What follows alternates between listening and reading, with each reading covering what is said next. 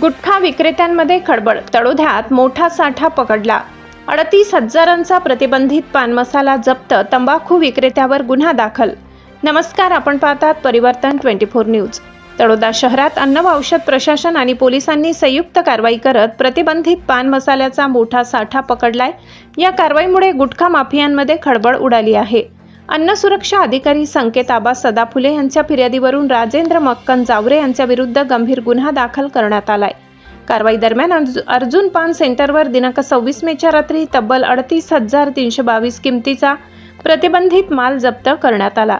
जप्त मुद्देमालात तानसेन पान मसाला, राजश्री पान मसाला, विमल पान मसाला, रजनीगंधा पान मसाला, V1 तंबाखू अशा विविध ब्रँडचा मोठा साठा आढळून आला. विशेष म्हणजे महाराष्ट्रात बंदी असलेला आणि मानवी आरोग्यास घातक ठरणारा हा माल विक्रीसाठी साठवून ठेवण्यात आल्याचे तपासात समोर आले आहे. आरोपी विरुद्ध अन्न सुरक्षा व मानके कायदा 2006 तसेच भारतीय न्याय संहितेच्या विविध कलमान्वये गुन्हा दाखल करण्यात आलाय.